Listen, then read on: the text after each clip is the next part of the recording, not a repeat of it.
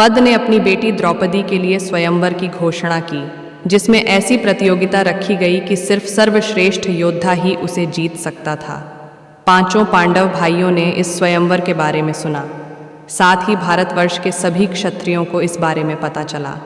जो भी योग्य उम्मीदवार थे उन्हें आमंत्रित किया गया ताकि सबसे बहादुर और कुशल योद्धा द्रुपद का दामाद बन सके।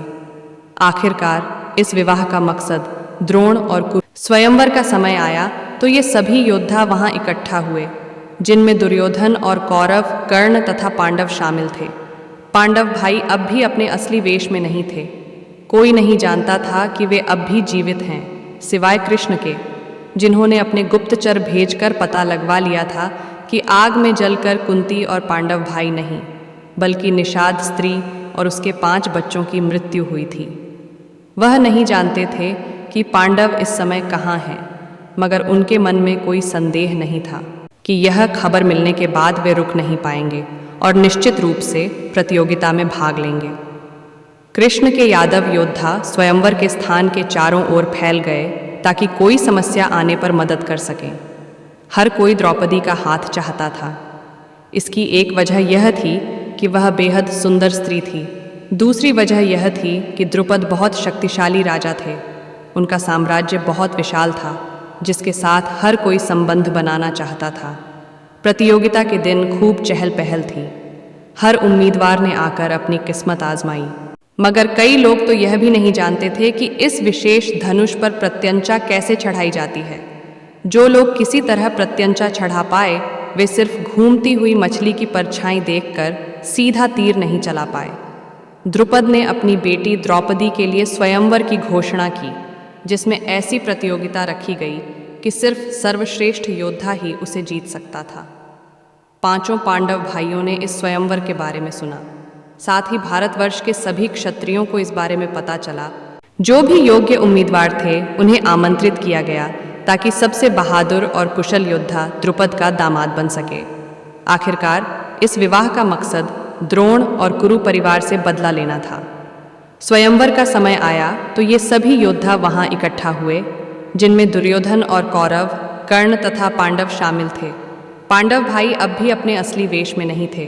कोई नहीं जानता था कि वे अब भी जीवित हैं, सिवाय कृष्ण के, जिन्होंने अपने गुप्तचर भेजकर पता लगवा लिया था कि आग में जलकर कुंती और पांडव भाई नहीं, बल्कि निषाद स्त्री और उसके 5 बच्चों की मृत्यु हुई थी। वह नहीं जानते थे कि पांडव इस समय कहाँ हैं, मगर उनके मन में कोई संदेह नहीं था कि यह खबर मिलने के बाद वे रुक नहीं पाएंगे और निश्चित रूप से प्रतियोगिता में भाग लेंगे। जब कर्ण आया तो कृष्ण ने आंखें बंद करके द्रौपदी से कहा, मुझे तुम्हारे लिए डर लग रहा है, क्योंकि यह नहीं होना चाहिए। यह शख्स इसमें सफल हो जाएगा। दुर्योधन वहां जाकर खुद चुनौती को जीतना चाहता था, मगर वह मौका गंवाना नहीं चाहता था। इसलिए पहले उसने अपने भाई दुशासन को भेजा ताकि वह चुनौती को आजमाए, मगर उसे जीते नहीं। दुशासन एक अभिमानी और साहसी योद्धा था। उसने जाकर धनुष पर प्रत्यंचा चढ़ाने की कोशिश की, मगर सफल नहीं हो पाया। यह देखकर कि उसका भाई इसे नहीं कर पाया, दुर्योधन भी हारने की शर्म से बचने के लिए वहां से चला गया।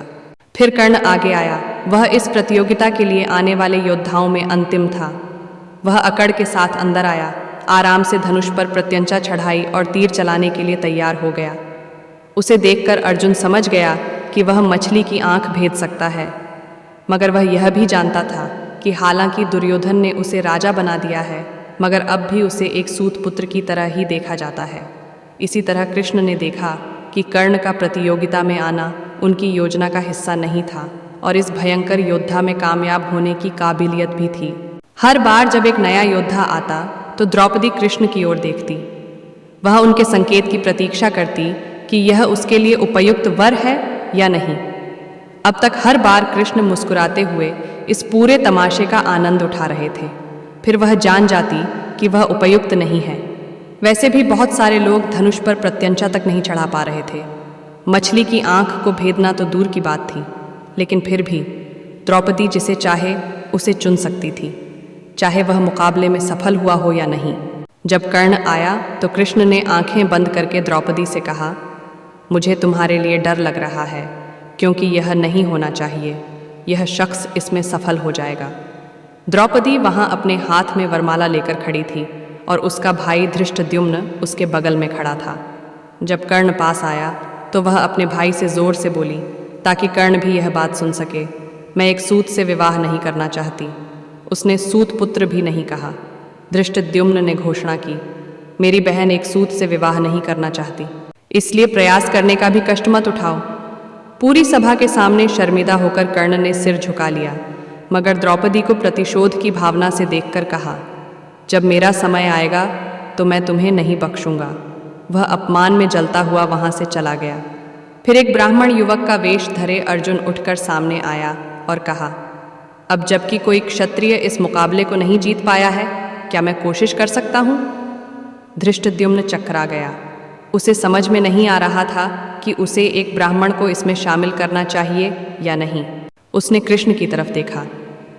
कृष्ण ने जानबूझकर कोई चीज नीचे गिरा दी और उसे उठाने के लिए नीचे झुके, जिसका अर्थ हाँ था। धृष्टद्युम्न बोला, हाँ, यदि आप मुकाबला करना चाहते हो तो कर सकते हैं, मगर सभी योद्धा विफल हो चुके हैं, आप इसे कैसे कर पाएंगे? ब्राह्मण युवक सामने आया। उसने धनुष की 3 बार परिक्रमा की। उसके सामने दंडवत प्रणाम किया, मानो वही उसके भाग्य की चरम परिणति हो। फिर उसने धनुष उठाया, आसानी से उस पर प्रत्यंचा चढ़ाई और परछाई में देखकर तीर चला दिया। हर योद्धा को मछली की आंख में तीर मारने के 5 मौके मिलने थे।